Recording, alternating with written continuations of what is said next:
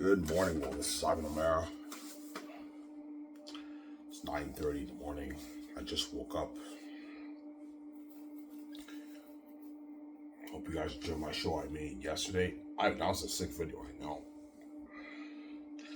I know. Yeah, it was a sick video. Yeah.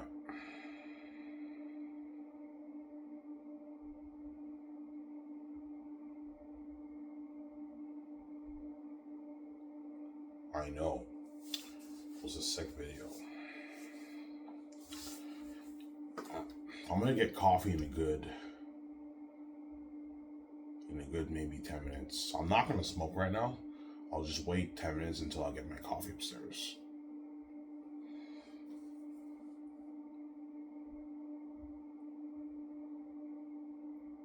Yeah. Yeah. Ivan, you think you're really gonna make that money off your movie merchant game? Yeah.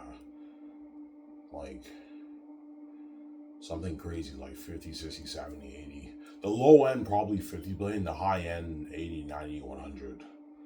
Low end 50, 60, 65 cents. Me and Vijay might make maybe 50, maybe 60 billion off the movie merchant game for Xanus for the movie. It just depends how much people buy it. Or we might make a bit more, maybe 70 billion, 80 billion, or even 90 to 100 billion off the movie merchant game for Xanus. That's why the deal that the Xanus stars signed is fucking pocket change, man, compared to each contract. Even Peter Jackson is still pocket change. Yeah.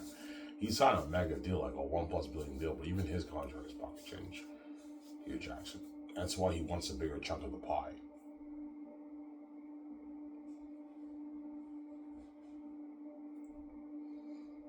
Yeah. Peter might push for 1.52 billion. I'm like, no, Peter, you're getting greedy. Ivan, can I get a bit more of that, Ivan? I'm like, no, Peter, you get your 850, 800. Stop being greedy. I'm not paying you more than that, man. You're not worth it more than that. So, Sarah, I'm not gonna have Peter Jackson do like that, man. So, Sarah, yeah. So, Ivan, you're greedy too, man. You're making all those tens of billions. You're giving me the peanuts like Peter, man. You're small compared to me. I'm not gonna overpay and have you do me, man. 850. I'm not gonna go any higher than 850 for you. That's enough. Yeah. Stop thinking about the amount of money you're making. Just know that I gave you a good deal. Sarah, yeah.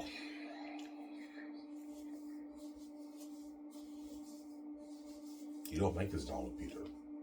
Like the amount of money you made, Peter, off Xanus, you never have to work again, man. Once you work on Xanus, Peter, you can just retire and spend time with your family, right? Until you pass away. For the next 20 years until you pass away, right? And Peter might retire after Xanus. He might tell me, I don't want to go back to Hollywood. I think I might just retire and spend time with my family. Yeah, Peter, I recommend after you do Xanus and you made all that money, just retire and spend time with your family. But because Peter Jackson directed Xanus, he's more famous. Hollywood will be throwing him some good offers, lucrative offers, like $20 million base contracts, $100 million, $80 million, $7 million royalties for the movie. It's tough for Peter to turn it down, but I'm gonna tell Peter, I recommend you retire, man. Don't even go back to Hollywood. Just retire and spend time with your family, man, in New Zealand. Your grandkids and your kids, right? Yeah. There's nothing worse than making a lot of money. You never really got the chance to enjoy your life with your money. You're just working all the time, and Peter will have grandkids with that. And Peter, it's very important that you spend time with your grandkids, man. You're getting old.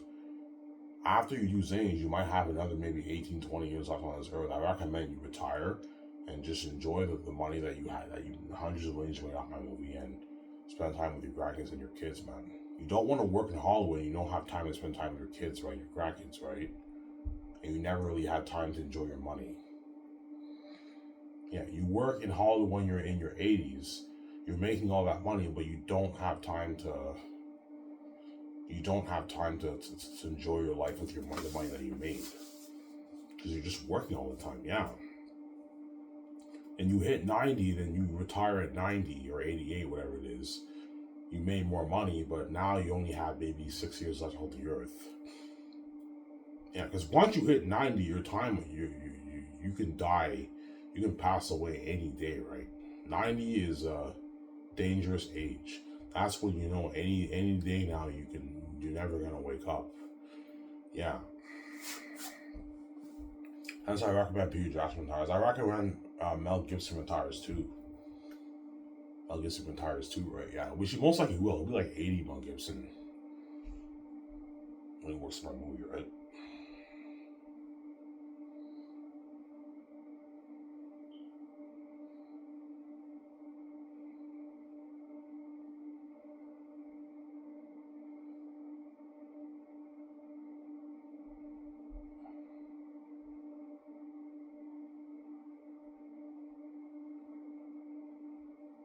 Yeah.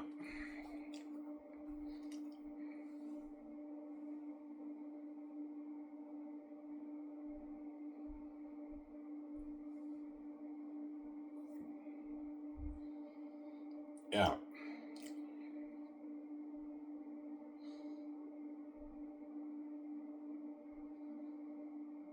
Yeah.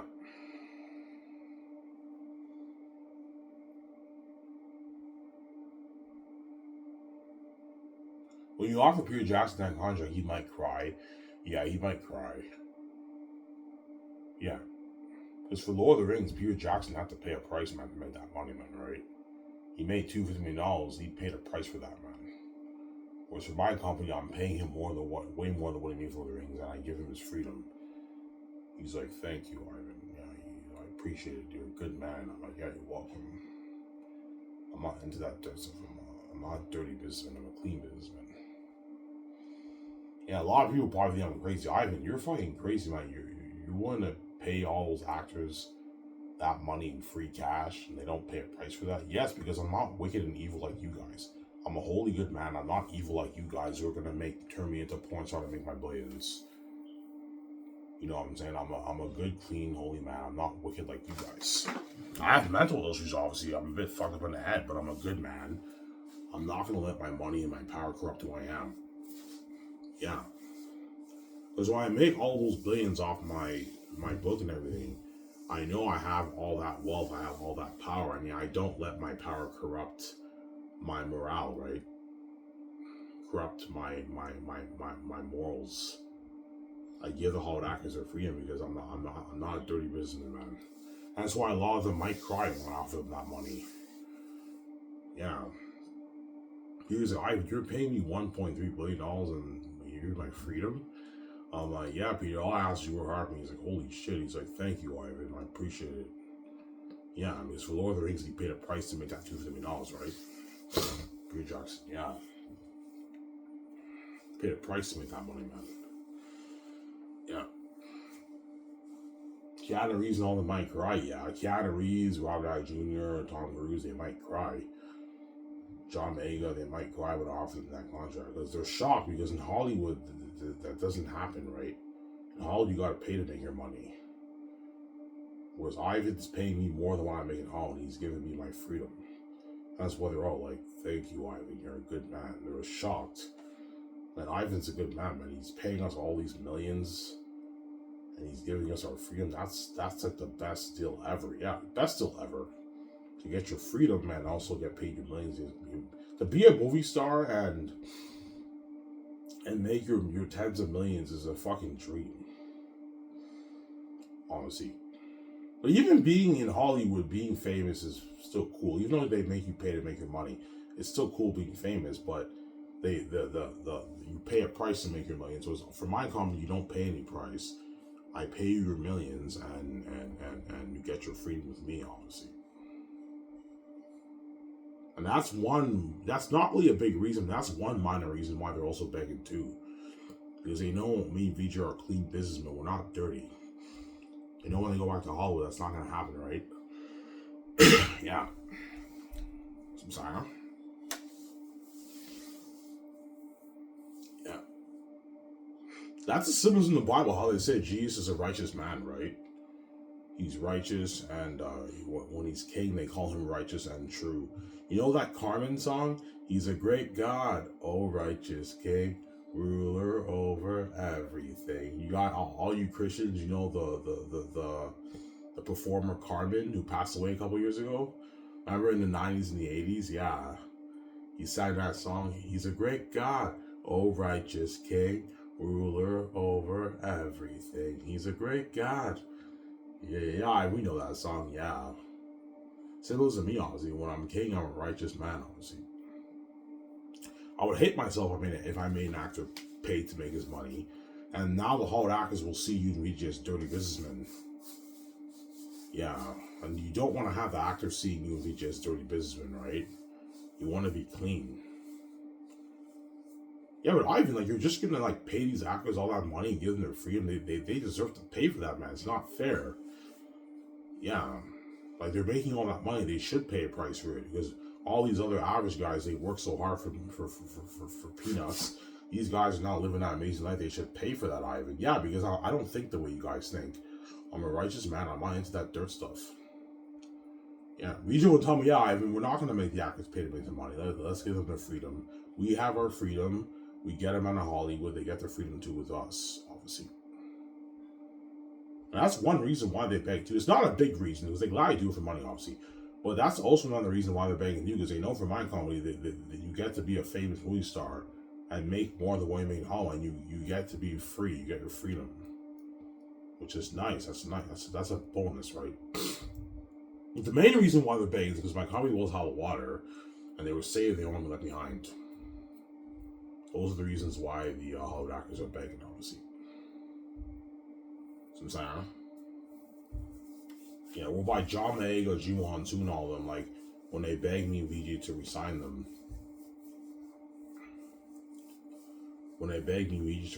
obviously, like, some of them might shed tears of, Ivan, VJ, please, please, please, please. Yeah, they're begging hard, man, yeah. I'm like, holy shit, some of them are even crying, perhaps crying a little bit, yeah. But look, man, like, that's not gonna work, man. You're not good for the Great Escape Canada. John Megan and Edge Job are good for the Great Escape. I'm not gonna resign them. Otherwise, they're gonna piss off a lot of actors and agents in Hollywood, right? I even fuck those actors. Just resign us, like, guys. You can't be selfish. You're not gonna be in my Great Escape with Keanu Reeves. You can't be selfish, Sarah. Yeah.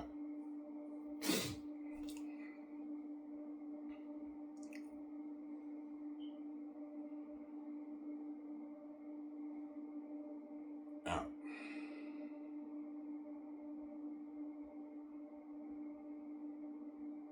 Yeah. Give me a second, guys. I'm gonna go upstairs and get my coffee. I'll be back in a sec. Excuse me, don't wait up long. You guys know the show. There's cream too, so I can drink my coffee with cream, right?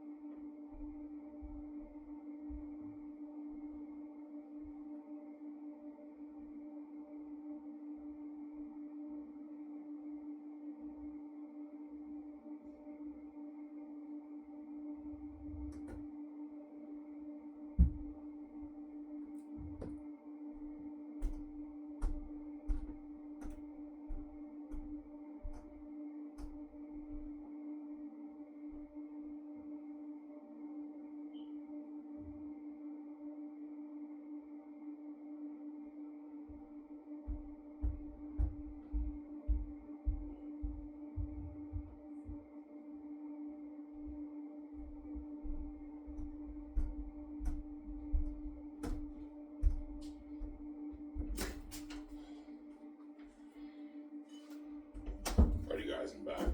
Well, I'm supposed to get my coffee.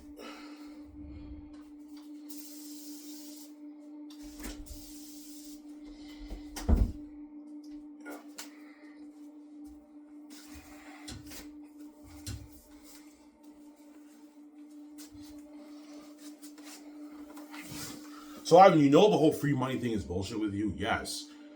Once I pay the fee, you guys are now lined up with your credit cards, lined up for my movie, my merch, and my game, buying all my stuff. And it hit my mind, I'm like, it's not about the free money. The world knows I'm worth my free money because I create the universe. They just made me pay because they want me to pay a price. And you guys want to see me have sex. It's not about the free money. I'm not going to do that, man. No way.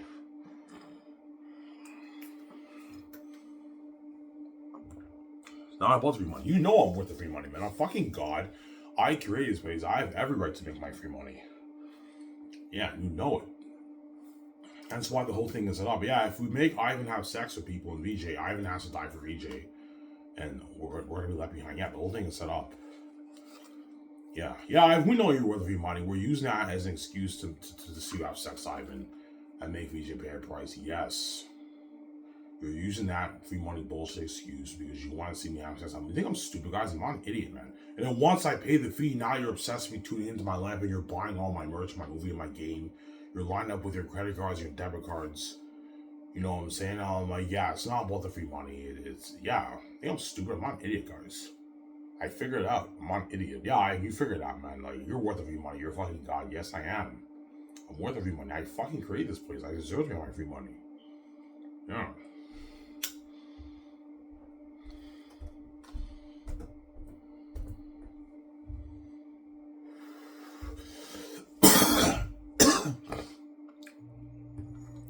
I'm sorry.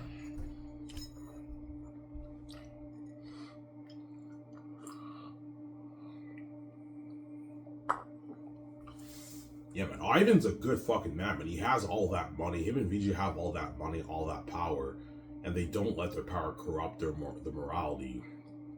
They give all the Hollywood actors their freedom. They pay them all that money more than what they've been hauling. They get their freedom with Ivan. Yeah, Hollywood actors get their freedom with me.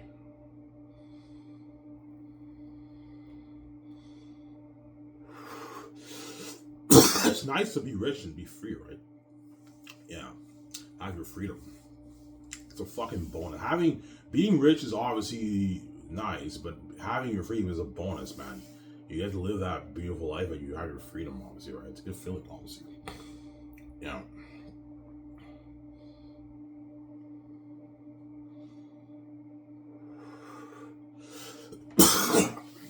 Yeah. Everyone knows that, man. I'm like, no, John, you get 9, man. Stop being greedy, man. You're not worth that, okay? Ivan, it's nothing. I know it's nothing, John, but you're not worth 20 million. That's the point. I can easily give John 20, but if I give him 20, he now signed what? Like a 35 million deal, whatever, 33 million deal. He's ripping you off. He's not worth that, John. Yeah, he gets his 22, 23 million deal. Yeah. It's a good one. It's a good one. Yeah, his British accent, yeah. Everyone knows that, man. I'm like, no, John, you get 10, so I'll be greedy. It's a dumb one. His British accent, yeah.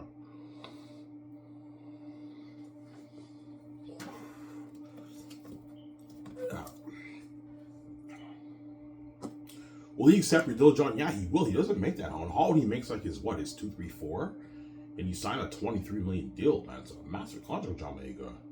Even he'll be shocked. He's like, holy shit, that's a mega deal. Like, this is how much Will Smith and all them make in Hollywood. Yeah, this is how much bigger age just make the 20 million Hollywood, man. And John signed a mega 22, 23 million deal. Yeah, that's why he'll beg after Xanus, because he knows I can pay him more, right? For the greatest hit, I can easily pay John his 11. I can easily give him like 11.8 million the royalties, 2.5 million for the game, 800K for the merch. He signed like a 26 million deal, John Boyega, right? For the Great Escape. He knows I can easily pay him more. My company's better than all better perks like Incredibles.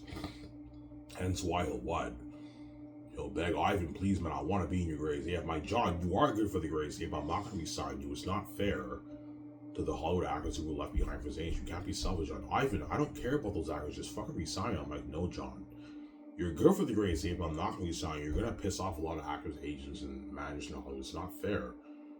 I launched your career. You're welcome, John Ivan, man. I don't want to go back to Hollywood, man. I want to work for you, man, for the rest of my life. I know, but you're not good for what?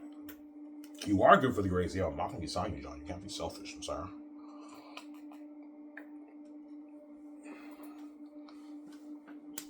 Yeah, because all the Hollywood actors, once they're in my Xanus movie, they're not going to want to go back to Hollywood because my company blows out of the water. It's like Incredibles, man. Yeah.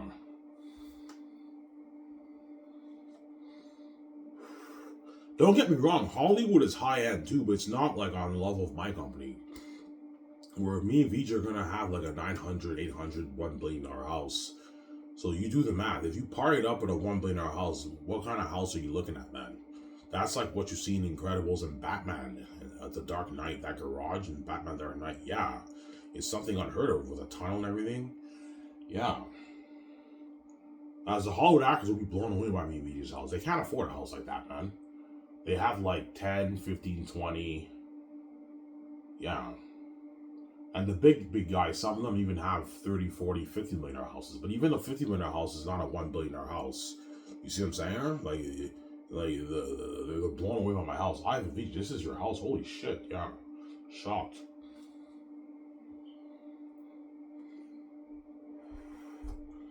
Yeah, man.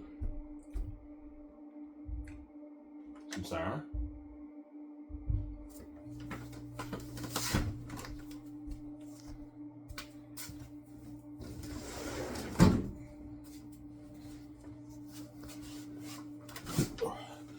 Yeah, they're shocked. The Hollywood actors. Yeah.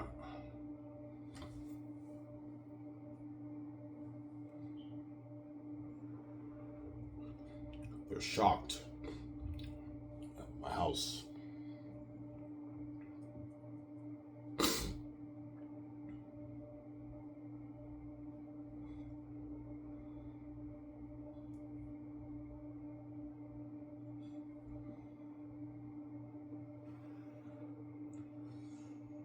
Yeah.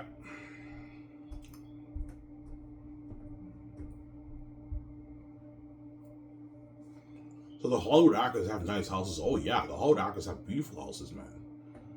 Yeah, even partying up at a $10 million house is a fucking nice perk. A $10 million house is a really, really nice house, but it's not like a $1 billion house, right?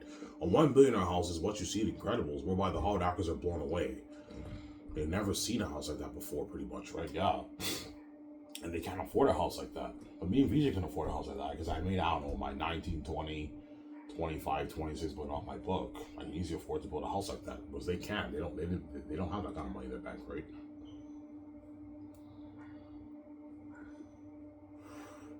I have a $350, $400 million jet like Incredibles. They fly on my private jet when they sign their contracts, which is a nice perk, obviously. Where the cup holder goes down and up. Don't mind if I do, you know what I'm saying? Yeah. Incredibles? Yeah, Incredibles 1.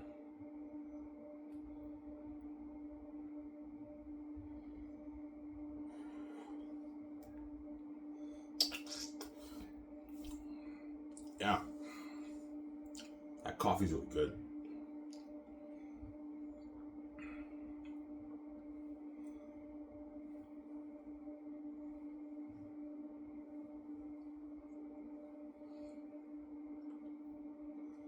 Will VJ be 4 billion and 800, 900 billion house? Yeah, she will. So yeah, Ivan, let's build that billionaire house. We might as well. We can afford it. Yeah, VJ, like I made, I don't know, my 19, 20 billion off the book. We can easily afford to build a 900 million house, a $1 billion house. And we're gonna make our billions off the Xanus brand. So yeah, obviously. And my house is all paid off. I built it from scratch. All paid off. I don't have to pay a mortgage on it. The only thing I have to pay is my water bill, my electricity, my internet bill. Yeah, which is all pocket change. My car bills, property tax bills, yeah. Because you also pay property taxes on houses, right? Yeah, because the government's greedy, obviously. You have to pay your property taxes too. Yeah. So you and Vijay will buy land. Yeah, when we build our $1 billion house, we're gonna buy land, obviously, and then we build a house. We have an architect team in Vancouver design our house, obviously.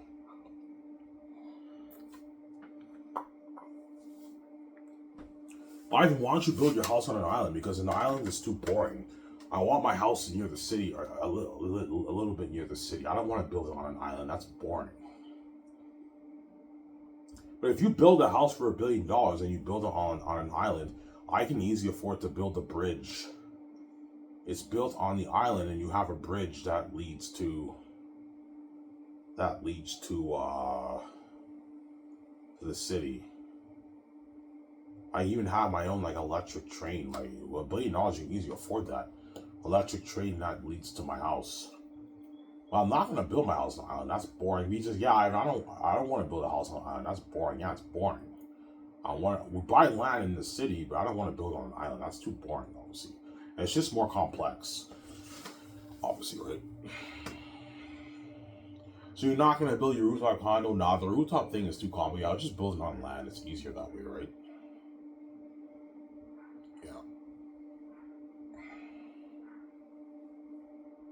How top notch will the house be? It'll be so top notch, the Hollywood actors will be shocked by my house. And those guys are rich people, man. And even they're shocked because even though they're rich and they're multi-millionaires, they're not as rich as me and VJ, right? They don't have the kind of money me and VJ have. Even Keanu Reeves and Tom Cruise and Rob Downey Jr. or Ben Affleck and Matt Damon will be shocked when they see my house. They're like, Ivan, VJ, this is your house? I'm like, yeah. I'm like, holy shit, you have a nice place here, man. How much did you build this place for? I'm like, a lot of money, hundreds of millions. They're like, holy shit, yeah, they're shocked. And those guys are rich. And they own like 10, 15, 20 million houses. They live in their houses, but that's not a $1 billion house, right? Yeah, they're shocked. And they feel like shit too. Like, fuck, man. Yeah, that's why they're all gonna tell, all the Xanus guys are gonna tell the Hollywood actors, yeah, man, I didn't need you to have a fucking unheard house. Yeah, we saw it in the reaction documentary. Yeah, man, it's fucking high tech, man. How high tech it is. It's like Incredibles, man. Like Incredibles 1. Like Incredibles? The movie? Yeah, like holy shit. Yeah, man, his company blows out of the water. He also has his high-end yacht, man. He has like a $100 million high-end yacht, yeah. I want to tell the Hollywood actors that. John Boyega will tell Daisy Ridley, Oscar Isaac, Adam Driver that. John Boyega, yeah. He tells them that, yeah. They're like, fuck, man, you're fucking lucky, John, man. You're in that amazing Xanus movie and we're left behind in Hollywood.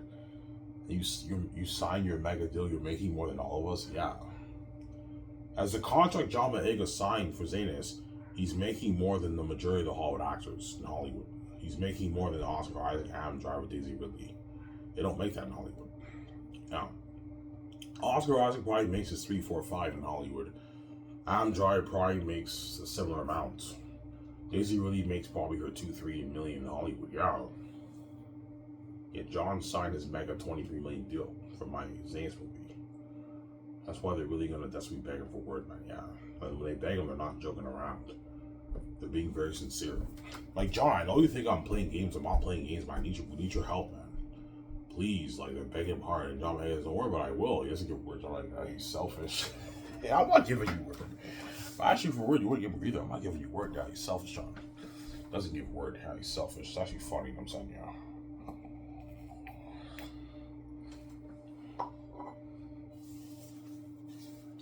So the Xanus stars will be a bit annoyed when the Hollywood actors are constantly going to them. Yeah, they will. And they're not going to give word. They're going to keep their lips sealed, man. They're not going to give word. Because they're selfish, obviously, in Hollywood, right? That's how it works, right? Yeah, they're selfish. They're selfish, yeah.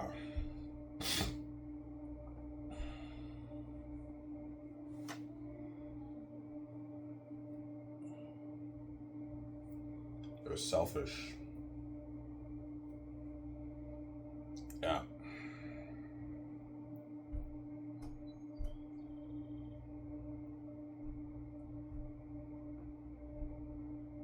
Superman's out today, guys. I recommend you guys all watch James Gunn's Superman.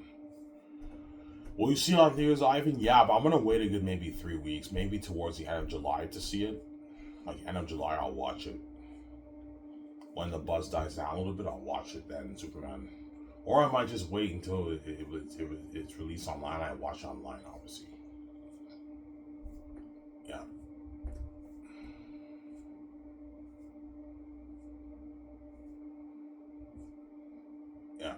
I heard the movie's good though. I'm not surprised the movie's good. James Gunn, I told you, James Gunn knows what he's doing, right? He's a talented filmmaker. He knows what he's doing. Yeah, James Gunn, right? What's your prediction for Superman? I think 800 million to 1.2 billion. I told you, if it does more than 1.2 billion, I will not be surprised either. And opening weekend, I think it should hit at least 150 million. Superman, 150 million to 170, 180. But if it does even 200 million Superman, I will not be surprised either. Because it's a Superman movie. And if the movie's good, the word of mouth will spread, and Superman could be a huge hit, man. It can make even more than 1.2 billion. I highly doubt it. I think 800 million to 1.2 billion, but we'll see what happens. Yeah. Obviously. Five, is James Gunn Superman better than Last of Us? No, it's not. Last of Us is better than James Gunn Superman. Yeah, but if you haven't seen the movie, I know, but my stepmother told me it's number one for a reason, man. Which means it's better than all the IPs in Hollywood, Xanus. Xanus is the greatest story ever told. And no story can top that story. It's too good. It's a masterpiece. You can't top that story. It's a fucking masterpiece.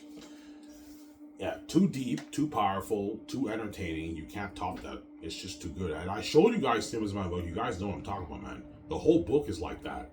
Hence why when you read it, you can't put the book down. It's a masterpiece and it's an amazing story. It's a book worth billions. Hence why the Gates want to control my IP. They want to control my brand, but they're not touching my money, man. All the hundreds of trillions that will go to you, these billions, are for me and my wife. It's not for you. You're just a greedy pig, man. You dupe VG, I'm not going to have you dupe me too, man. No fucking way, man. You steal my money, you give me like 20 million, 30, 40 million dollars. Yeah, I sell out. I'm famous in Hollywood, VJ. We're on Jimmy Fallon's report. VJ's garbage, and we're sharing with the world. And I find that I only made like $50 million off my book. Are you happy? You made $50 million, but where's the rest of the money? Where's the rest of all these billions? What do you mean, Ivan? Like, we paid you $50 million. Like, that's a lot of money, Ivan. I'm like, oh my God, these guys duped me, man. And me and VJ get into that argument. VJ's like, well, Ivan, what the fuck is wrong with you? Why the fuck would you make this choice, man? Our life is destroyed, man. And the Gates control our money. I'm garbage and trash, Ivan. I see hell. Me and VJ will get into that argument, yeah. Ivan, even though it's scary to die, all you have to do is just wake up 1 minute later, man. You would have had me out fresh yourself. Would have controlled our money, small Hollywood. Yes, that's why I'm making the other choice, man. I'm not gonna have to use you like that. No way. I'd rather wake up 1 minute and have you do like that, man. No way. Steal my money. I'm not gonna let you take my money when you won't even let me make money this way. You're crazy, man. Yeah. So the gatekeepers are selfish hypocrites. Yeah. They won't let me touch a dime of their hundreds of trillions they make around the world. Then when I pour my blood, sweat, and tears in my book, obviously now you also want to steal my money too. Because you're selfish, you're a greedy psychopath, yeah. But zero, you're not touching my money. I have the keys, I don't have to sell to you, man. These billions are for me, BJ, it's not for you. Samsara. Yeah.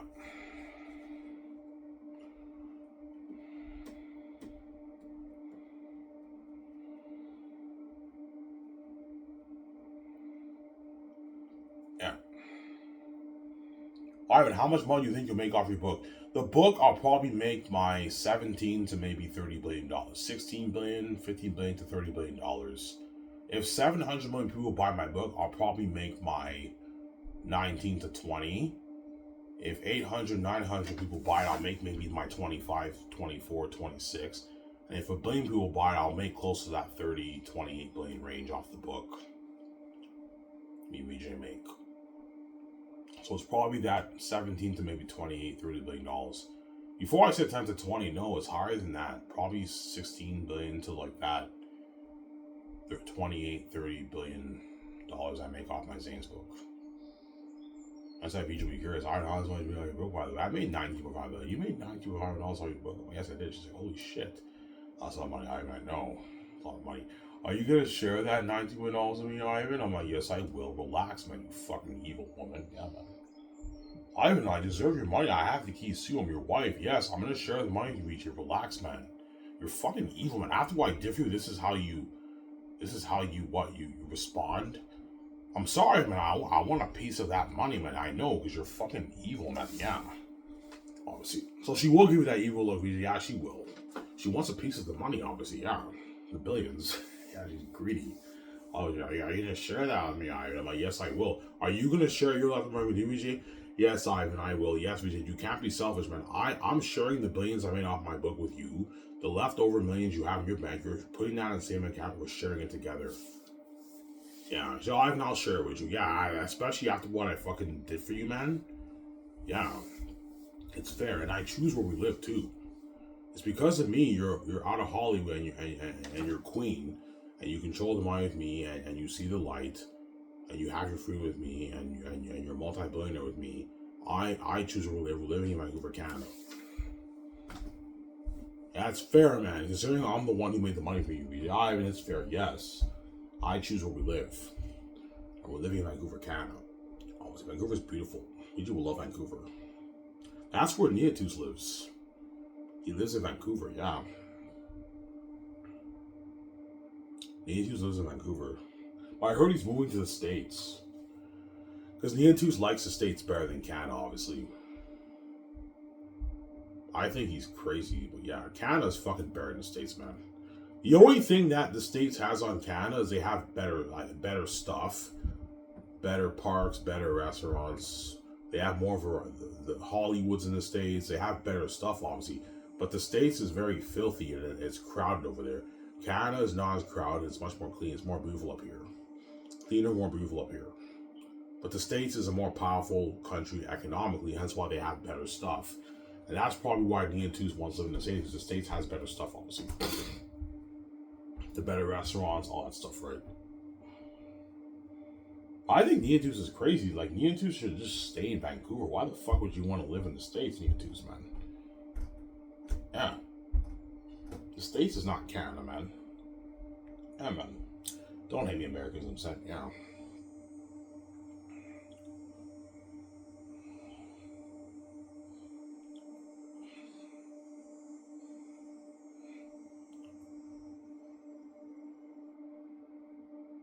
So Ivan, every American you talk to who moves to Canada, they all tell you, yes, so far all the Americans who I've talked to who live in Canada, they all tell me they like Canada more than the States.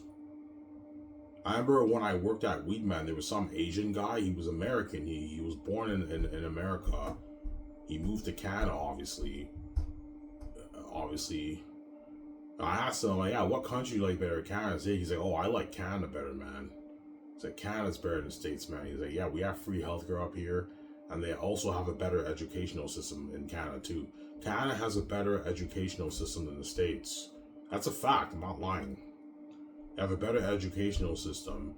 They have free healthcare up here. Whereas the States, the healthcare system is a mess. It's very expensive. It's very pricey. Whereas Canada, you get free healthcare, man. Yeah. Free healthcare, or you're partially covered. And if you're partially covered, you don't have to pay that much money for your medication, right? I have like, I don't know, like 7 medications I take. I pay like $60 for my medication. I'm partially covered. I'm covered mostly, but I have to pay a little bit of money. I only pay $60. And they just sent me a letter. Now I'm covered for my dental plan. I have to call the company. What? To be covered for my dental plan, obviously. Because right now I'm not covered dentally, but I'm covered medically. I'm mostly covered medically, but I still have to pay a little bit. I only pay like $60 for like 7-8 medications, right? Whereas in the States, if you buy like 7-8 medications, you're paying like your $350. It's crazy, man. Yeah. And when you go to the hospital in the States, you have to pay like your 10, 15, 20, 25, 30 grand for being admitted to the hospital. In the States, the healthcare system in the States is a mess. Whereas Canada, you don't pay shit, man. When I went to the hospital for my mental health, obviously, back in 2020, I didn't have to pay a dime. All they asked for was my health card. I didn't have to pay anything, man. I got admitted to the hospital. I didn't have to pay shit.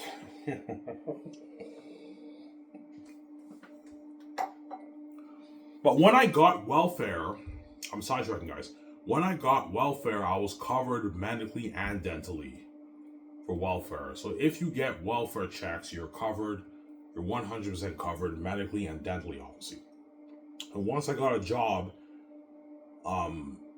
they stopped. I was no longer covered medically and dentally, but then I eventually they told me to call the healthcare company, and the healthcare company, okay, Ivan, we're gonna cover you for your medication. And now I'm mostly covered for medication, but I still have to pay a little bit of money. I pay like $60, which is not that expensive, right? Yeah. Whereas in the States, you pay like your $350, $400 for medication, $500 for medication. It's fucking crazy over there. The healthcare system there is a mess. Obviously, right? Yeah. I'm sidetracking, guys. Yeah. I guarantee VJ, once she lives in Vancouver, I don't know, once VJ gets used to Canada, she lives in Vancouver for a good maybe 3, 4, 5 years. She'll tell me, yeah, I like Canada more than the States. It's more peaceful and cleaner and more beautiful up here, Ivan. Yes, it is. The States is filthy. Yeah, the States is a beautiful country too. It's one of the most beautiful countries in the world, obviously, but it's not as beautiful as Canada. Canada's no one's more beautiful country than the States. The States just has the better stuff, obviously, but you know.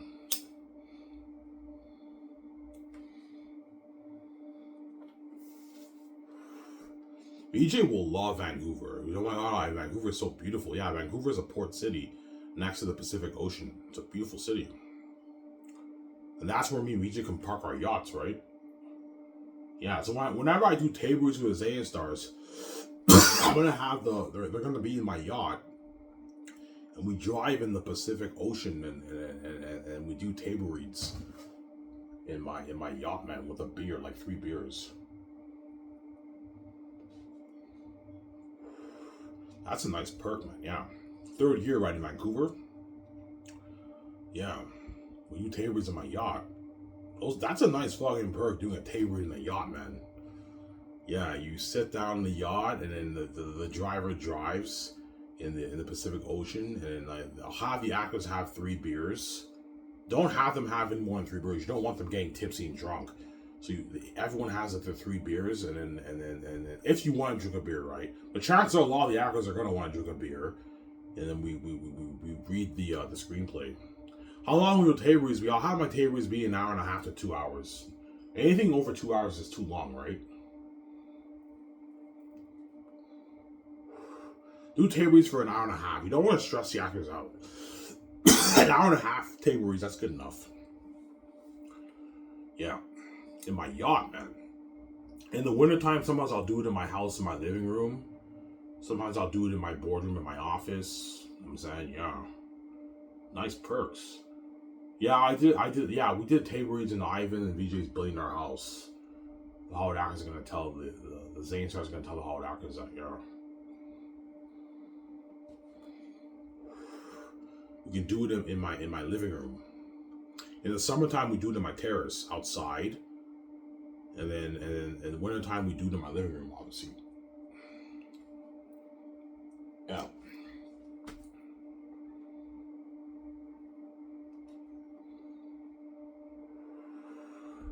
Those are nice perks, man. Yeah. Hollywood, they do table reads in some like nice room, but they don't do it in like a luxury yacht, right? Because the execs in Hollywood, they don't own 100 million yachts. They can't afford that. They're not as rich as me and BJ. Yeah, but the execs in Hollywood, chances are, like John Boyega and all them, they probably partied up at some of the executives' houses during the movie project. But those executives don't have like a $1 billion house, whereas me and BJ have a $1.9 billion house. And the Xanus stars get to party up there, man, and do table reads there. Yeah, nice fucking bird. And they party up my yacht too.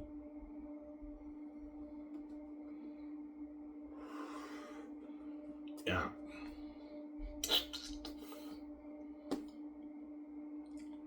Some sound?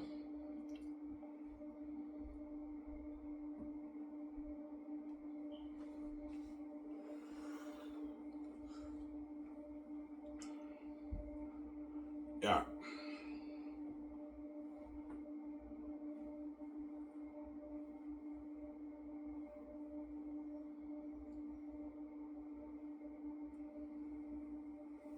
And the Hollywood actors will be blown away by the technology of the movie too. As I'm making Xanus for $2.6, $2.7 billion. And if I make more than 20, I'm making Xanus for $3 billion. I'll give Peter a $3 billion budget. So if I make like my 23, 24, 25, I'll make Xanus for $3 billion. Give Peter a $1 billion budget per volume, per movie. That way Peter has an unlimited budget. So you sign Peter to his mega 1.3, 1.6 billion deal, and you give him his 866, his 900, 1 billion budget for each movie. That way Peter can do whatever he wants to do for the movie, he can afford it. Yeah. That's why whenever they interview Peter for my movie, you're gonna see Peter, he has that smile on his face. Because I paid him a lot of money, the big bucks. He signed a massive deal. And I also gave him a massive budget, unlimited budget, man. Yeah, Peter's like, Ivan, whatever I want to do for the war, we could afford it. For the actors, we could afford it, Ivan. Yeah, he's all shocked. Yeah, the cameras, the drones, we can afford it, Ivan. The costumes, the armor, the weapons, the mask, the set building, we can afford it all, Ivan. I know, Peter, yeah. Gave him unlimited budget.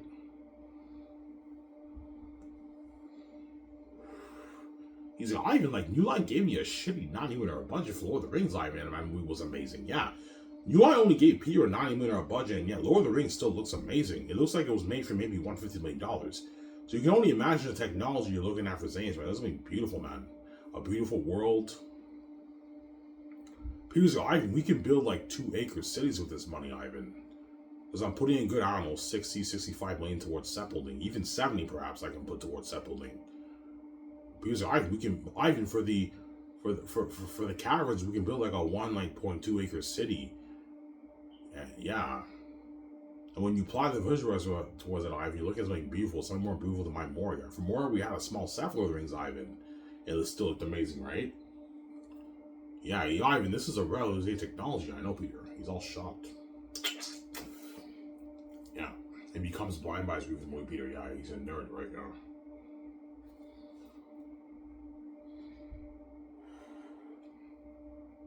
So Peter will push for more money. Yeah, he will, but he'll accept my deal, though. He doesn't make that in Hollywood, yeah. He knows I signed him to a mega deal. He's just greedy. He wants a bigger chunk of that. He wants maybe 900, a billion, 1.1 billion in his bank, Peter. Yeah. But because Peter's making 1.6 in his New Zealand money, he's walking away with like 800 something million in his bank after taxes. His agent's cut. 1.6 billion is 900 million around there. 920 million after taxes, but his agent's taking 10% of that. So Peter's walking away with his 800 something million in his bank after taxes. A lot of money for Peter. He's just greedy. He wants more money. I mean, it's a deal. That's not money for me. I'm just messing with you, man. I want to make a chunk of that. I know, Peter, but stop being greedy. I'm making sure you get paid. This is enough. Stop being greedy. $800 million for 5 years of work, Peter, is enough money for you. Stop being greedy. Ivan, it's a deal. That's a lot of gold, Ivan. I know, Peter. Ivan, thank you, man. You're very generous, man. Like, man, you paid me a lot of money. You also gave me all the budget, man. Thank you, Ivan. This is every director's dream. I know, Peter. To get paid a lot of money and have on the budget, right? Yeah. And you get the perks too, right? Yeah, the perks.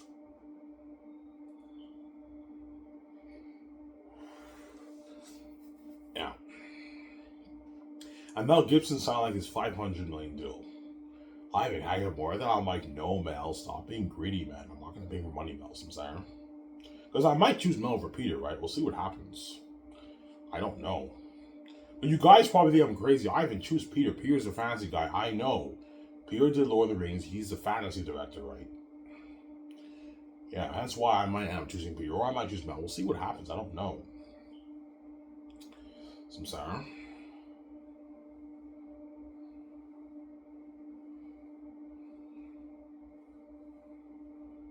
So the work will be targeted Peter Jackson? Yeah, it will, because he's in his 70s now. He's older now, right?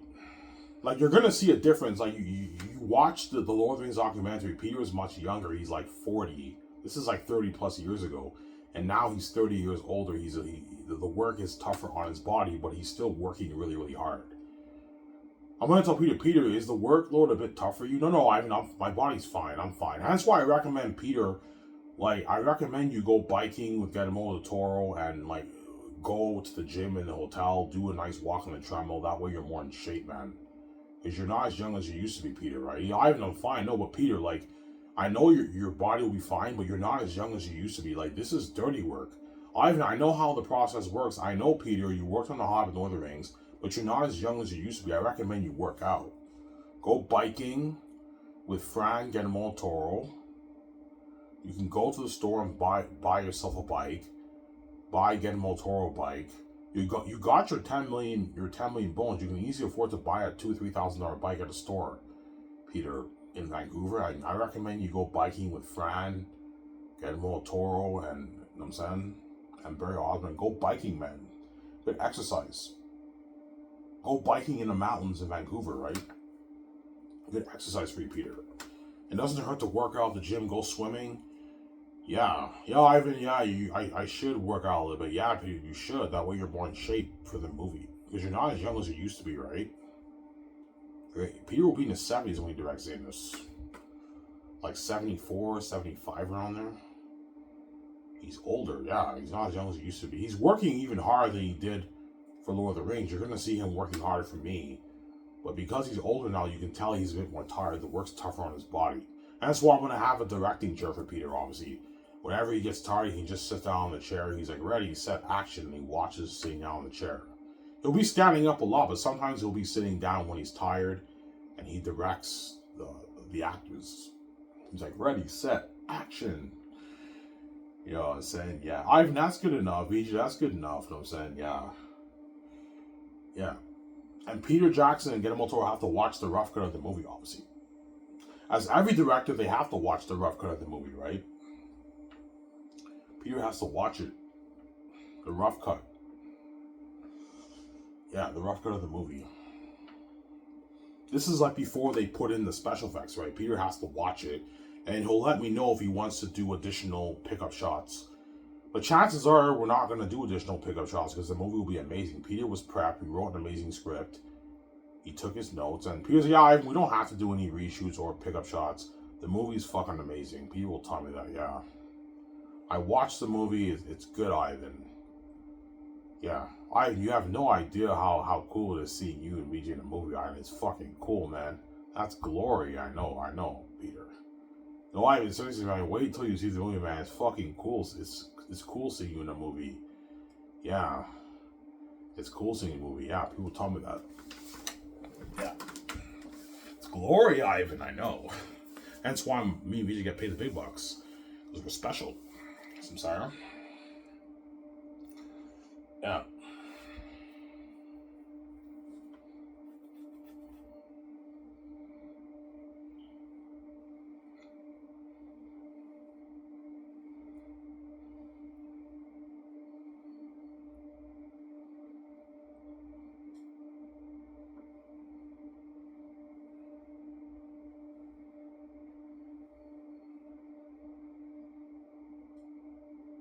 There's a spider in my room, guys.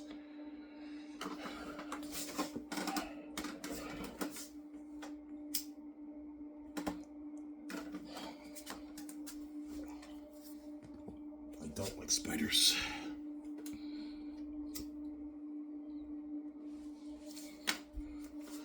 Yeah.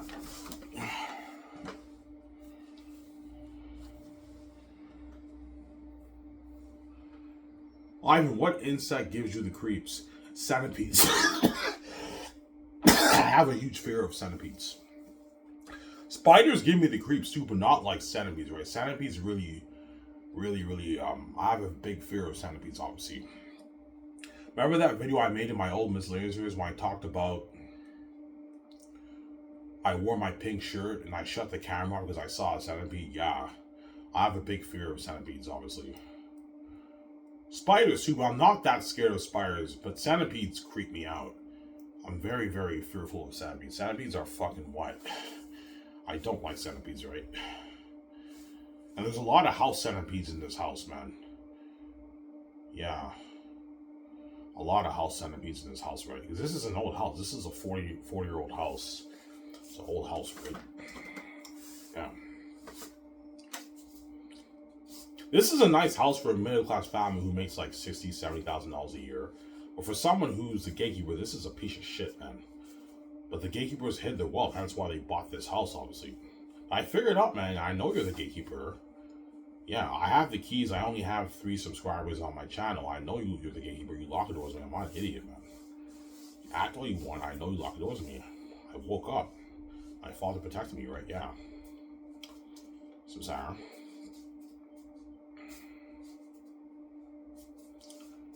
Yeah.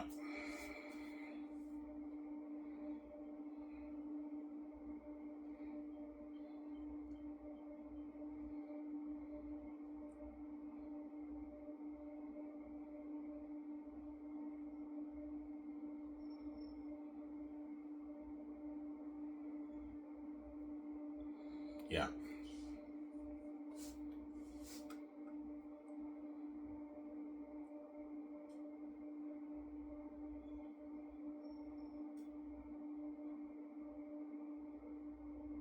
Yeah.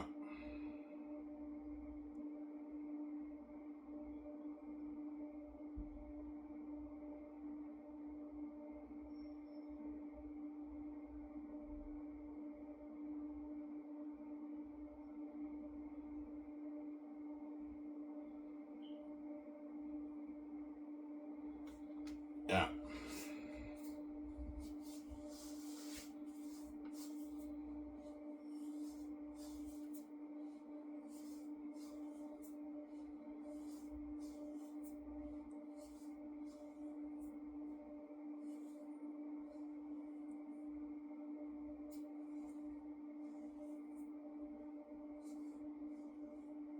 So I hope you guys enjoyed what I showed you for Xanus.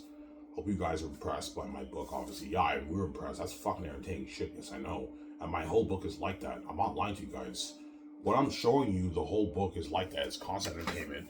Hence why my book cannot be beat. It's too entertaining. You can't top that, man. It's too fucking entertaining, yeah. From volume 1, volume 2, volume 3, it's an entertainment ride, and the story is a masterpiece. Hence why once the world reads it, it'll be an embarrassment in the book publishing industry. And no fancy author will be able to top that story.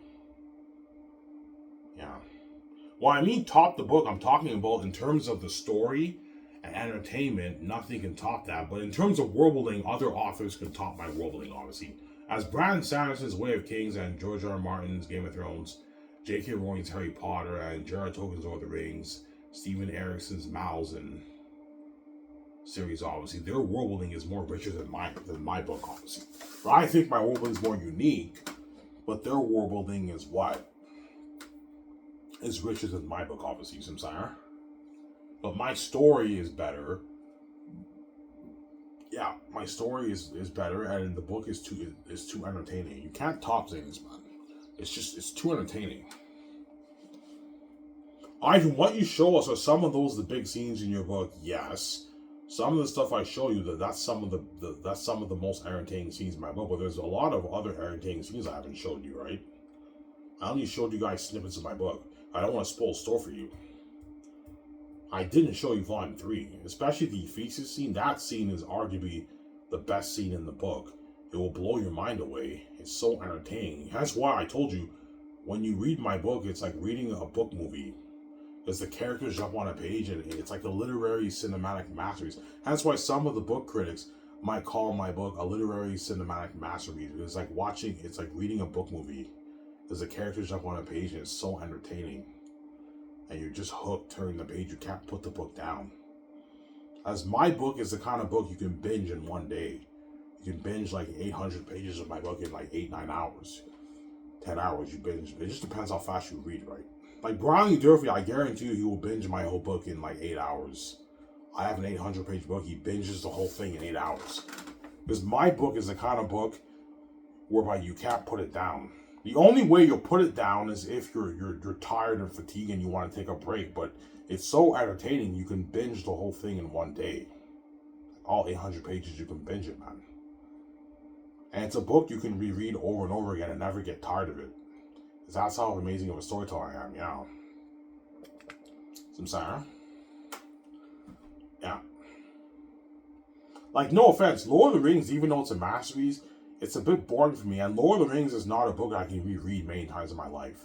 I can read Lord of the Rings maybe 3-4 times in my life, maybe max, 5 times max. Xanus is a book you can reread 30 times in your life. And you never get tired of it. I've read my book a good maybe 3, 4, 5 times. And every time I can go back and reread the chapter, I never get tired of it. Because it's so entertaining. You can just reread it over and over again. I guarantee a lot of you book nerds on Fantasy Reddit, before the movie gets released, you're going to reread the Xanus book to build buzz. I recommend you guys do that. That's what I'm going to do. Legion might do that too. Yeah, Ivan, I want to reread your book before the movie comes out to build buzz. Yeah. Yeah. I'm going to tell the Hollywood actors that, yeah, guys, I'm going to reread my Xanus book before the movie gets released, guys, to build buzz. And John May and all of them, yeah, Ivan, I might reread your book again to build buzz. Yeah. Obviously. But I guarantee you, when I release my book on Lulu for the world to buy, I guarantee you, John Boyega, Yvonne, George Idris Elba, and all them, they're gonna reread my book again to study the characters. That way they what? They do well at the auditions, honestly. John Boyega is like, okay, I read Ivan's book. Tacitonius is a very sarcastic character, and they might reread the book to study how the characters are and everything, right? They might do that. Just like for Lord of the Rings, all the Lord of the Rings actors, they read the Lord of the Rings books before they did the movie. They all read the books. Yeah, I saw it. I saw the documentary. Yeah, Dominic Monaghan and Billy Boyd and all them said, yeah, I read Lord of the Rings when I was casted for the role. I read Lord of the Rings. Yeah, they all read Lord of the Rings before they did the movies. Lord of the Rings actors. But I told you the difference with my movie and Lord of the Rings is that the Lord of the Rings movies were nothing like the books. Obviously, whereas my movie will be I'll be very faithful to the book. Obviously, I'll be following a lot of what's in the book. I'll be adding quite a lot of things. Obviously, I want to be following a lot of the book. Obviously, for my movie, obviously. Because for my movie, you can actually follow. For my book, you can actually follow page by page. People would tell me, Ivan, your book is not as complicated as Lord of the Rings. We can actually follow your book page by page. Because it's not all over the place like Lord of the Rings. Well, I'm going to be making quite a bit of change. I'm going to be adding a lot of stuff to make it more interesting. It will be very, very similar to the book, my movie, obviously. My Xanus Movie, I'm sorry. Yeah.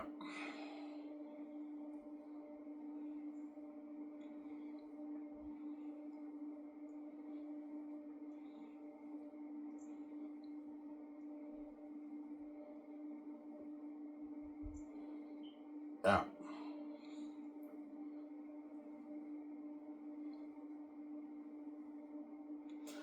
You may say, I was going to go upstairs and get more coffee. I'll be back in a sec.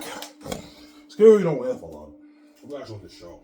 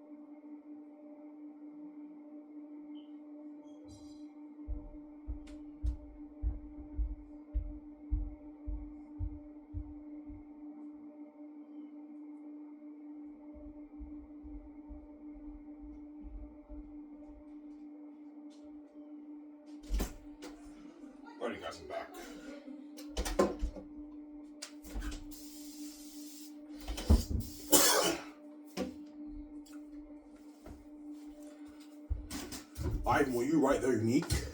Maybe. But first I have to get Xanus finished first. Because you don't want to do a thing where you're not done Xanus and you're working on their unique and now finish Xanus first, Ivan. Once you get it proofread and design your cover, now you can think about writing their unique. If you want, right?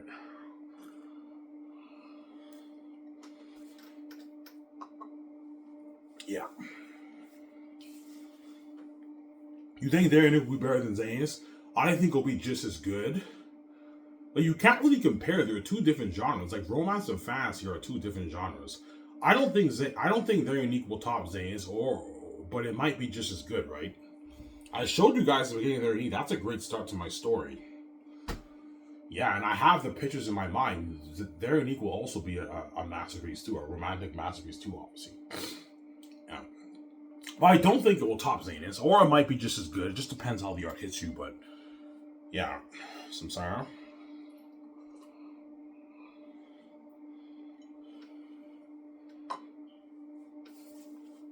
Yeah.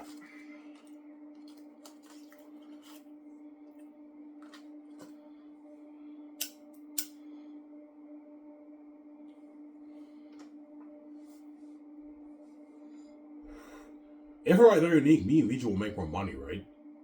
It will make more money. I'll make like my 40 billion or something like that. Off the two books around there, right? 35 billion around there, 40 billion. Me and Vijay will make off the two books. Yeah.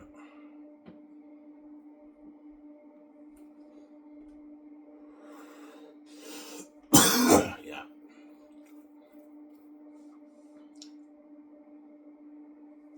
Yeah, Ivan, you're an amazing storyteller. Yes, you guys read their unique. I started their unique, and you read snippets of my Zane's book. When I told you I was a great storyteller, I wasn't playing. I wasn't lying. I'm gifted, man. I didn't know I was gifted until I started reading sections of my book. And once I read my whole book, I knew I was the best fantasy novel written. I wasn't stupid because I read other books. I read Narnia and Lord of the Rings in grade 5. And I compared it to mine, but yeah, my book's more entertaining and the characters come alive on the page. This book is number 1. I knew it. That's why I've been bragging to you guys for years. How Xanus is number 1, right?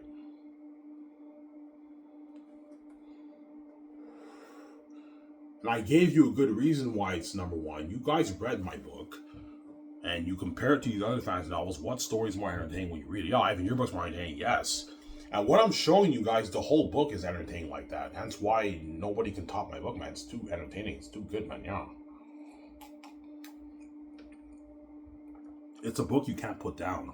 You can binge the whole thing in one day, man. Yeah, it's a masterpiece. Yeah.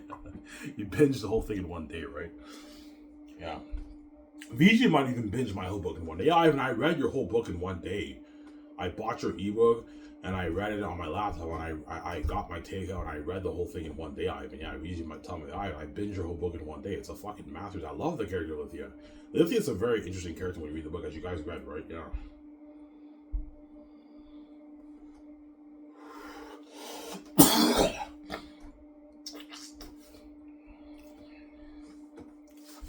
Yeah. Yeah.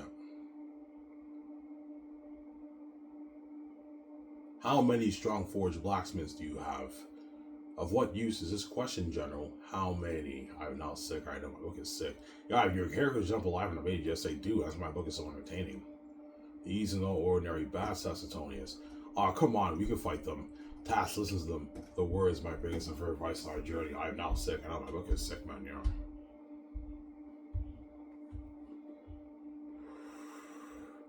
We're gonna see John Vega. I think me, Tack, and Cass can handle some worthless bats. These are no ordinary bats, Sassatonius. Yeah, imagine applying it onto the screen. You're looking at a fucking sick movie, man. Please, this is Lord of the Rings. I know, please, Lord of the Rings. It's Lord of the Rings for you, know what I'm saying, yeah.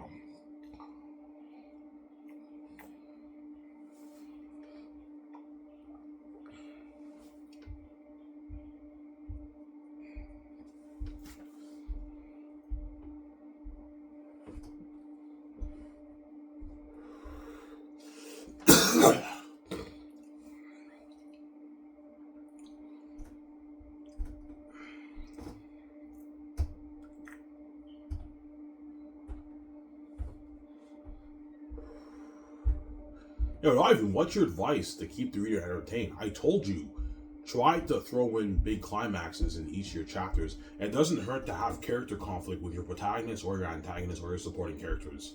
And that keeps the story pacing. It doesn't hurt to throw in foreshadowing hints in there. But to be good at throwing foreshadowing hints in there, you got to be very creative, whereby you have an idea of what could perhaps happen next in your book, obviously.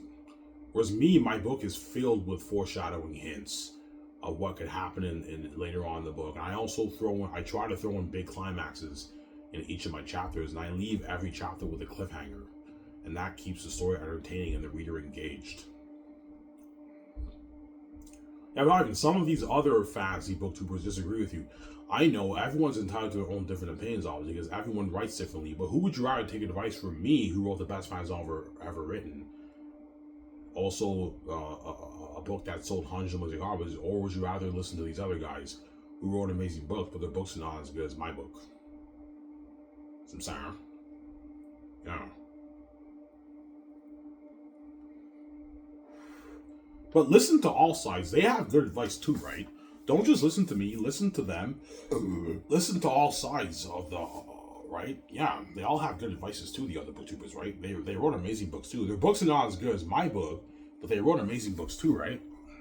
As I guarantee you, all those booktubers like Daniel Green and like Jed Hearn, you know what I'm saying? Jed Hearn he's very gifted too. The guy knows his shit, obviously, right?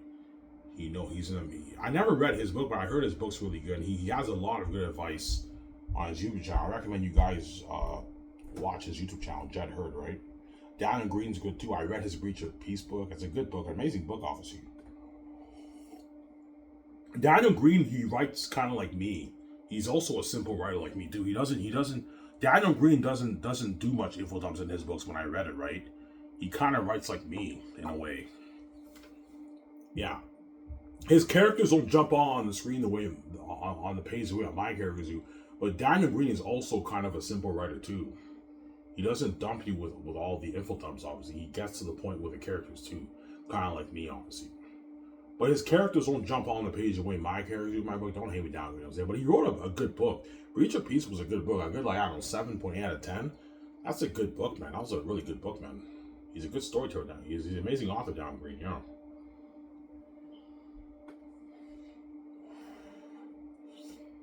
Yeah. Some sour.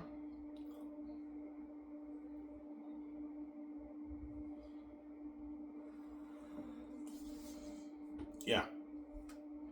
But I guarantee you all those booktubers I mentioned, obviously, Ronnie Durfee, Daniel Green, Mike's book reviews, Jed Hearn, I guarantee when they read Snippets of my book, they were shocked. Because, yeah, there's something about Ivan's book that's so entertaining when you read it. Yes, and the whole book, what I showed you guys, the whole book is like that, man. Xanus is an entertainment ride of a lifetime. It's a fucking masterpiece, man. It's the best man ever written, man. Masterpiece. Yeah. As I told you, once all those booktubers and all the famous authors around the world read my book, they're all going to feel like shit, and it's going to hit their mind, yeah, we can't beat this novel. Yeah, no fantasy author will ever beat Xanus. You can't beat that. It's too entertaining, and the story's too deep and powerful. You can't top that, man. I'm making a prediction, man. Once I release Xanus, no fantasy author can top that novel. It's too entertaining, as you guys read, and the plot is so deep, you can't get any deeper than that, and you can't top that, man. It's too deep. Yeah, it's a masterpiece. Yeah.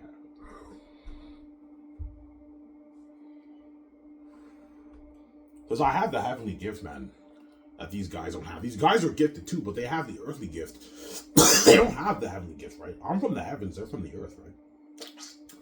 There's a reason why my writing is very unique, because I have the unique heavenly gift from above, right? From the heavens. Yeah.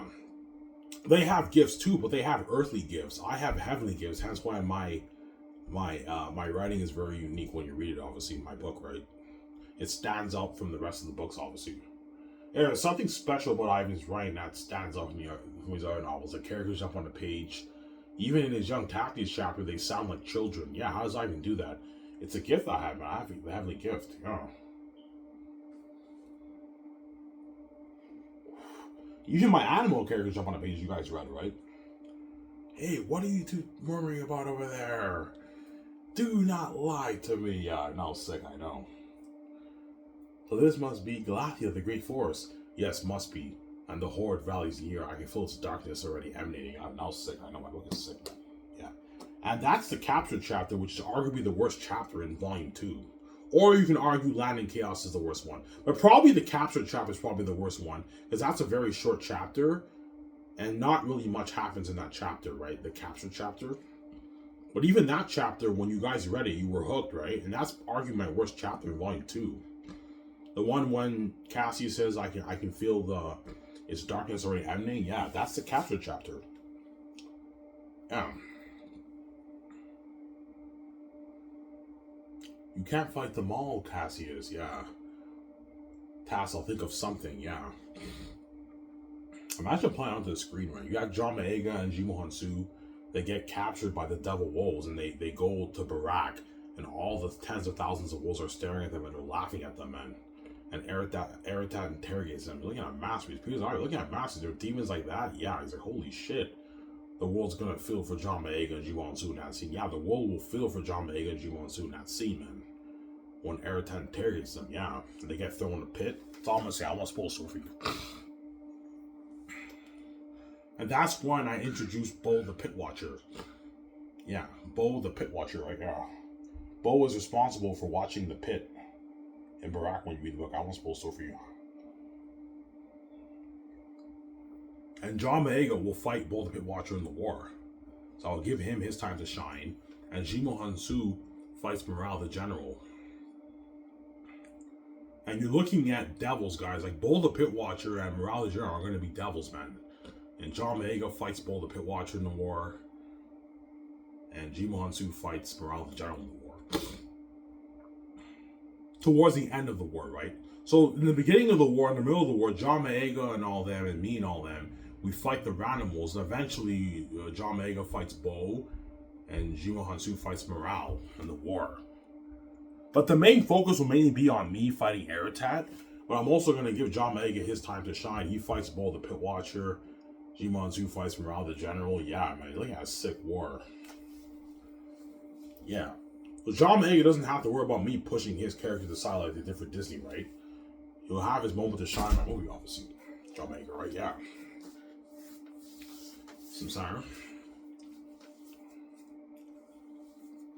And you're looking at devils. That's why the Xanus are going to be legends after the movie, man. Looking at the most heard beings, what you're looking at demons, man. Devils in my movie. If I put $1,900,000,866 million towards the movie and like 550, 600 million towards visual effects, you do the math what kind of demons you're looking at. And the mask too. You do the math what kind of demons you're looking at. You're looking at demons and devils, man, for my movie, man. It's really fucking scary. Yeah.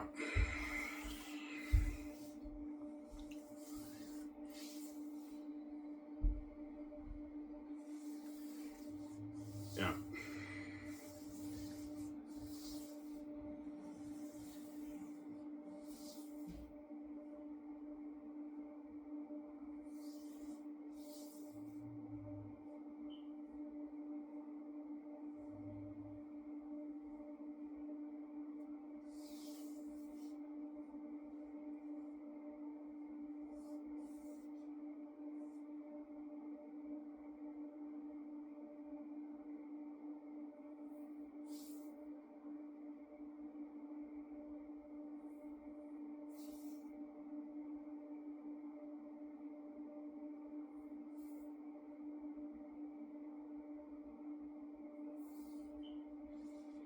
Yeah.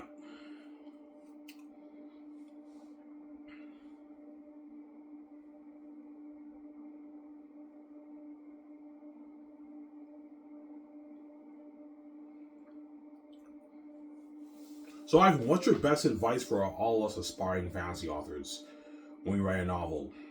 Practice your writing. Keep practicing your writing.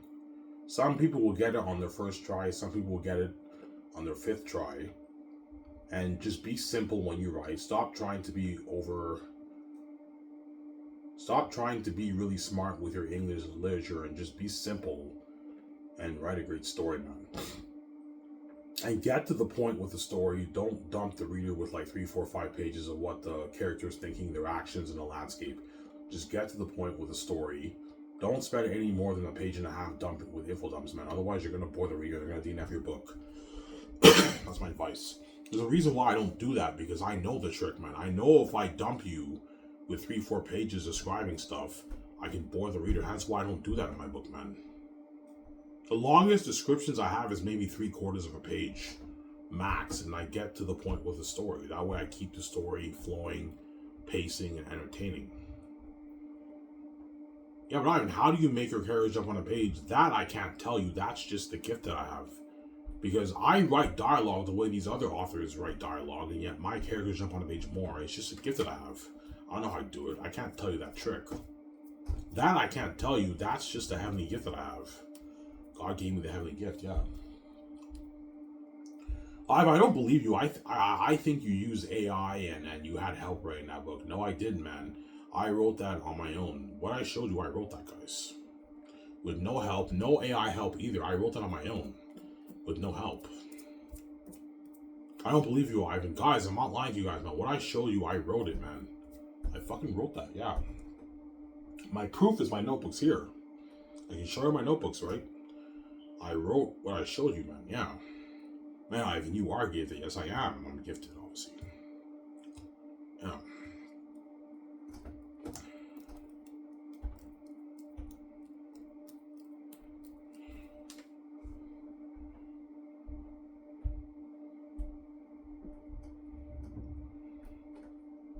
So, Ivan, what's the hardest genre to tackle in the author world?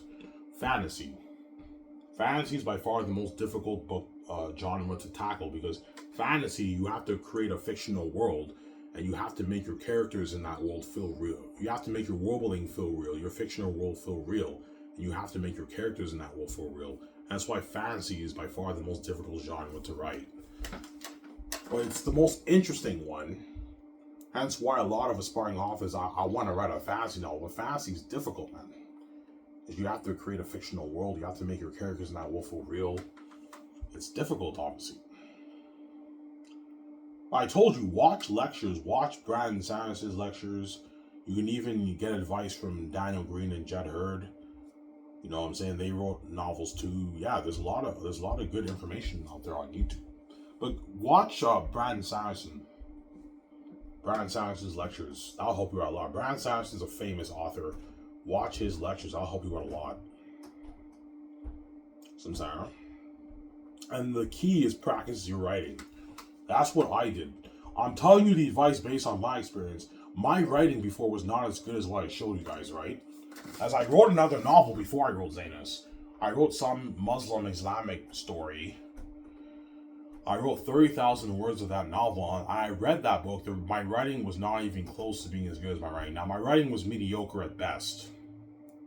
It was okay, but then that's how I honed my craft. I kept writing and writing, and I figured out the trick. Okay, this book is not really working, and when I wrote Xanus, I wrote a different way, and it worked. And I read it, I'm like, yeah, this is a masterpiece. It's amazing. That's how I honed my craft, writing. But I honed my craft after one try, where some people might take them 3, 4, 5 tries to hone their craft in writing. So, Ivan, what do you recommend? I recommend challenge yourself. Challenge yourself to write a 5,000, 10,000 word short story. Write it and have people review it. If you get bad reviews, you take their advice and you go back and you keep writing, and that's how you hone your craft, obviously. As I told you, my writing, guys, was not as good as what I showed you for Xanus before. It was not that great. It was okay.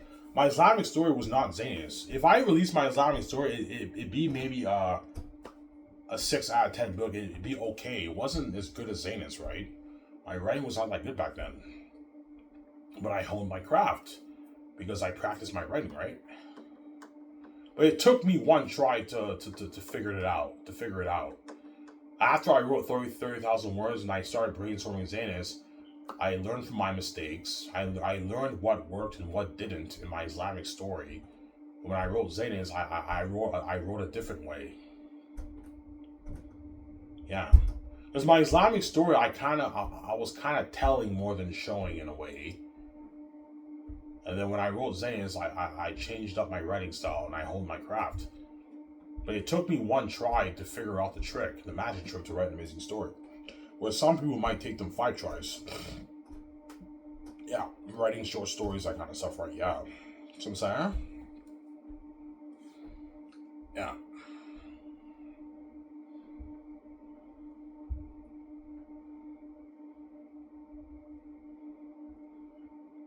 I didn't thank you for the advice, yes.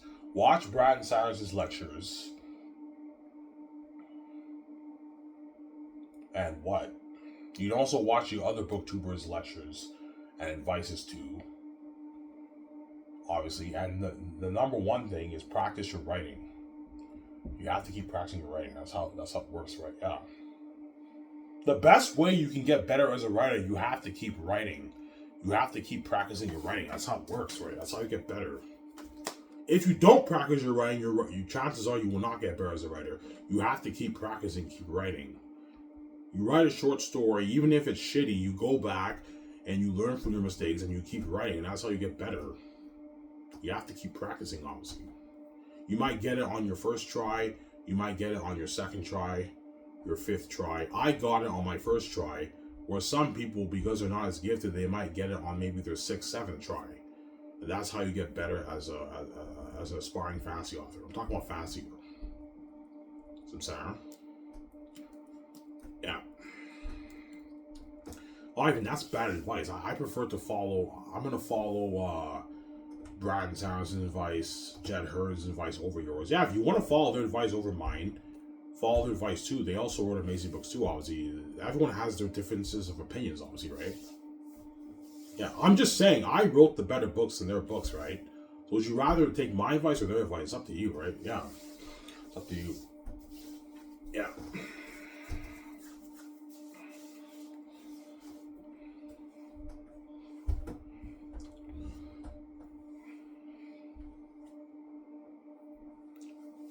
Yeah.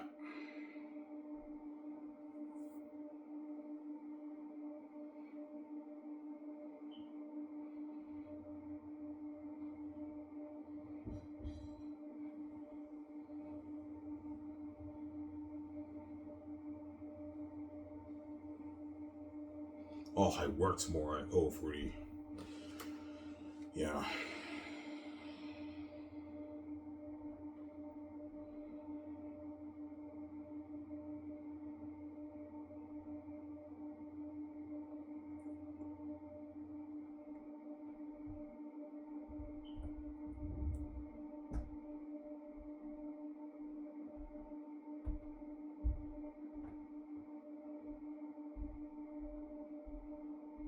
Yeah.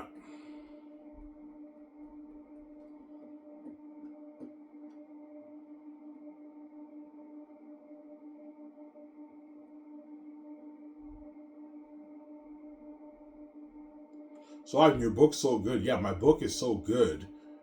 People are going to compare me to Mozart and Hemingway, man. Yeah, Ivan is a fucking genius. Yeah, he wrote a fucking masterpiece. He's a beautiful, amazing storyteller. And Hemingway was known for his amazing knowledge of the English literature. Obviously, Hemingway and Mozart was able to write beautiful music. He was a beautiful musician, obviously. Yeah, Mozart. My book, Ivan Romero will be compared to Hemingway and Mozart, man, and Gerard Tolkien too. Ivan is amongst the greats as a storyteller, man. He's a fucking amazing storyteller. Yeah, as you guys read, right? Yeah. And my writing is very simple, as you guys read my book, and yet it's beautifully written, right? And it flows very well. The characters up on a page. It's simple writing, but yet the story is so beautifully written.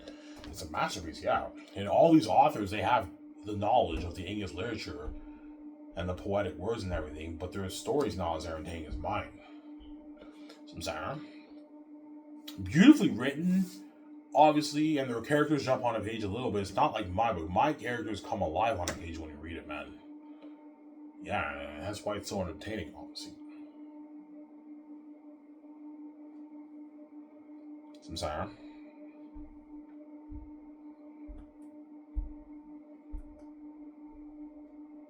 Yeah.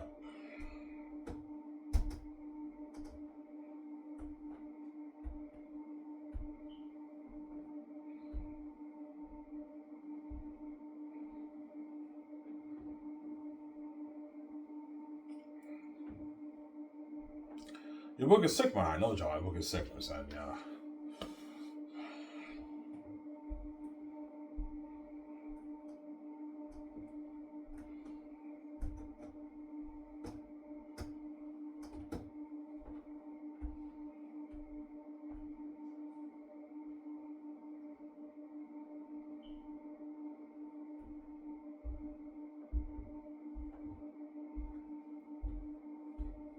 Yeah. Live, man, you should be a full-time author. You're such an amazing author. I know, but I told you my dream when I'm king with VJ is being a movie star, not writing books. So I'm saying, yeah, I make more money off movies anyways, right, than books, right? Yeah, I'd rather be a movie star like VJ than be a fucking famous author. Being an author is a bit more boring for me. Yes, it's cool being a famous author. The world loves your book and everything, but it's much cooler being a movie star. That's glory. Me and VJ being movie stars, that's glory. Yeah. Being featured on the red carpets and everything, the magazines, that's much cooler, obviously. Yeah.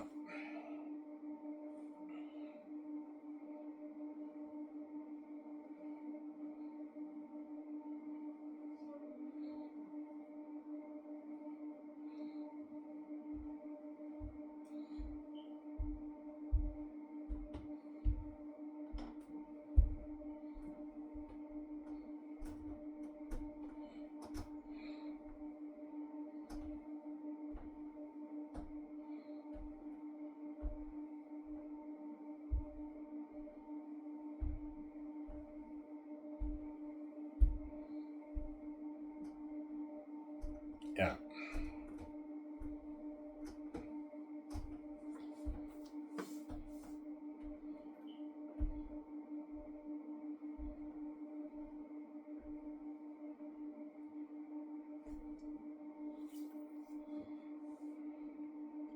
Yo, I mean, you have a lot of balls, man. You think you're a better author than J.R. Tolkien and Brandon Sanderson and George R. R. Martin. Well, by better, I'm better in certain stuff. They're better in certain stuff than me. It just depends on what you mean by better, right? Yeah. Like Brandon Sanderson, George R. R. Martin, J.K. Rowling are better authors than me in terms of the English literature and world building. The richness of creating a world, they're obviously better than me. Well, I don't know about world building. My world building is more unique than their books, but their world building is more richer than my their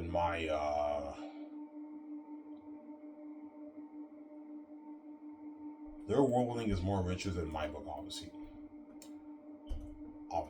But in terms of the knowledge of writing a book and teaching people too, they're obviously better than me, obviously. But I have the creative gift. I know how to tell a good story, obviously. I mean, can you teach creative writing? Yes, I can, but I don't have the kind of knowledge that Brandon Sanderson has, right? Brandon Sanderson, when it comes to teaching, he's obviously better than me because he's smarter than me. He knows he has a better knowledge of the English literature and all that stuff. Whereas I don't really have that much of a knowledge of the English literature, but I'm very good at telling a great story. But even though I'm a better storyteller than those guys they can teach a course in creative writing better than me because I'm not that smart of a guy. Yeah. In other words, like even though I'm an amazing storyteller, I don't necessarily have the knowledge and I'm not necessarily gonna give you be a better teacher. You know what I'm saying? Yeah. In other words, even though I'm such an amazing storyteller, I'm not necessarily the best guy at teaching you creative writing. That's my point, because I'm not that smart of a guy. I'm pretty stupid. Whereas Brandon Sanderson's smarter than me in that sense. He can teach creative writing classes better than me, obviously. So by better author, it's context, obviously. Yeah. I'm better at storytelling, but they're better at the knowledge of English literature and building richer worlds. They're better than me in that sense, obviously, right? So it just depends what you mean by better. But at the end of the day, it comes down to your story and entertainment. If Ivan O'Mara's story is more entertaining and it kept the reader more hooked, then I obviously wrote the better book, and that makes me the better author. But Brandon Sanderson is a better teacher than me, obviously. As I saw some of his lectures, the guy knows his shit. He goes deep into character development, developing world building, all that stuff, conflict. He's an amazing teacher, man. Yeah, I'm not that good of a teacher. I could teach creative writing, but I don't think I'm as good as Brandon Sanderson and George R. R. Martin and all those guys, right? I can teach creative writing too, but because I'm stupid, I'm not as good as like Brandon Sanderson, George R. R. Martin, and all those guys, and Stephen King. You see what I'm saying? Yeah.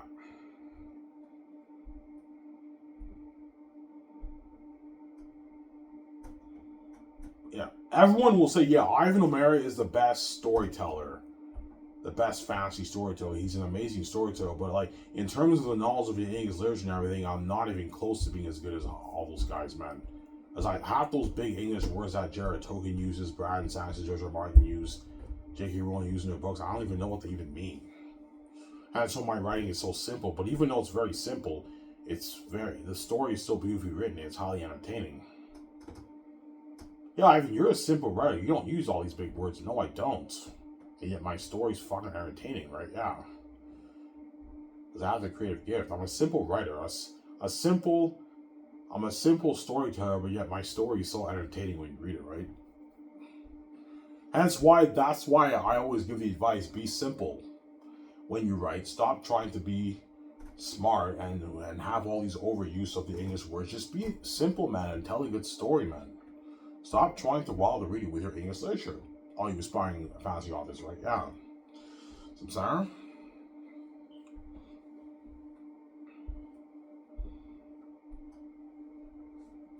Trust me, guys. All you aspiring fantasy authors out there, follow my advice. Write your fantasy novel and just stop trying to wow the reader with your English literature. Just try to be simple and just tell a good story. I'm telling you right now, man, you're gonna hook the reader more than wowing them with your English literature. Just be simple, man, with your writing. Stop trying to wow them with your English literature. Just wow them with your story. Just tell a good story, man. Yeah, Ivan, you're right. Maybe we should be more simple. Yes, just be simple, man, and stop trying to have all these overuse of the English words. There's nothing wrong with writing beautiful English in your book, obviously, but don't do too much of it. Just tell a good story, man. Yeah, because if you try to wow the reader with your English literature, you can confuse the reader and what? And you can bore the reader if you do that, right? And don't dump the reader with 3-4 pages of what the land looks like and what the character's thinking, the character's actions. You're gonna bore the reader and they're gonna DNF your book. Don't spend any more than a page and a half with info dumps and get to the point with the story. Otherwise, you can bore the reader and they're gonna DNF your book. Samsara? Yeah.